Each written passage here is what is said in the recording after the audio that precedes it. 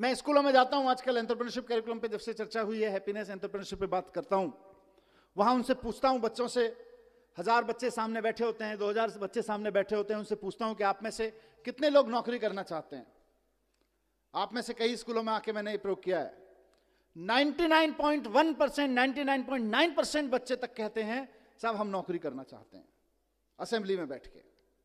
मेरा सवाल हर जगह यही होता है, और आज भी मैं उसी सवाल के जवाब में एंटरप्रेन्योरशिप कैरिकुलम की बात करना चाहता हूं कि अगर हमारे स्कूलों से निकलने वाले 99.9, 100% बच्चे अगर नौकरियां ढूंढते रहेंगे तो फिर नौकरियां देने वाले कहां से आएंगे? अगर हम सिर्फ अपने स्कूलों से नौकरियां ढूंढने वाले लोग पैदा करेंगे तो नौकरियां देने वाले लोग कहां से आएंगे? उसका जवाब एंटरप्रेन्योरशिप कैरिकुलम से हमें निकालना है। हमारी अपनी प्रॉब्लम्स कितनी हैं?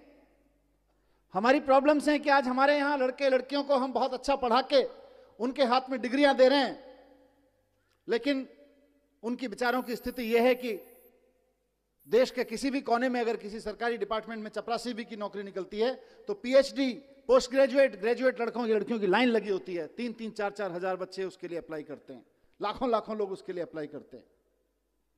क्यों? क्योंकि हमने पीएचडी की डिग्री तो दे दी, नॉलेज तो दे दी, पोस्ट ग्रेजुएशन की डिग्री तो दे दी, नॉलेज तो दे दी, ग्रेजुएशन की डिग्री नॉलेज तो दे दी, लेकिन उसका करना क्या है ये नहीं दिया। उस नॉलेज के बेस पे मैं क्या कर सकता हूं ये नहीं दिया। इस नॉलेज के बेस पे क्या कर सकते हैं, इसी का नाम एंटरप्रेन्योरशिप कैरिकुलम है, इसी का नाम एंटरप्रेन्योरशिप माइंडसेट है। तो हमारे देश की सबसे बड़ी समस्या जो अनएम्प्लॉयमेंट है आज की तारीख में, उसका समाधान इससे निकलने वाला है। और मैं कई मंचों पे कहा है और यहां कहना चाहूंगा, दोनों चीजों में, इकोनॉमी के पॉइंट ऑफ व्यू से भी और जॉब के पॉइंट ऑफ व्यू से भी। और इसको गांठ बांधने मैं चाहता हूं सारे प्रिंसिपल, सारे टीचर्स, हमारे जितने साथी हैं,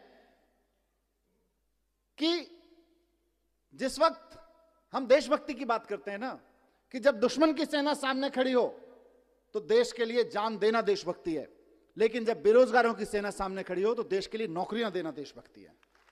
आप अपने स्कूलों से देशभक्त पैदा करें, हम खूब 15 अगस्त मनाएं, खूब 26 जनवरी मनाएं, अपने लड़के लड़कियों को तैयार करें देश के लिए जान देने के लिए, लेकिन साथ साथ अपने लड़के लड़कियों को तैयार करें देश को नौकरियां देने के लिए भी।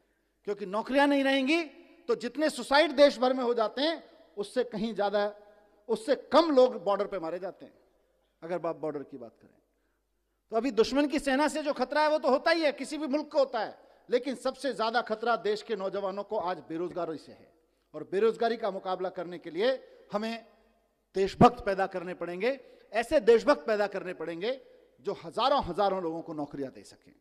आज देश नौकरियां देने को देशभक्ति से जोड़ने की जरूरत है। एंटरप्रेन्योरशिप कैरिकुलम में हम सिर्फ बिजनेस करने की बात नहीं कर रहे, हम चाहते हैं कि बच्चे का डर निकले, हम चाहते हैं कि बच्चे के अंदर कुछ नया करने की, कुछ बड़ा करने की हिम्मत पैदा हो।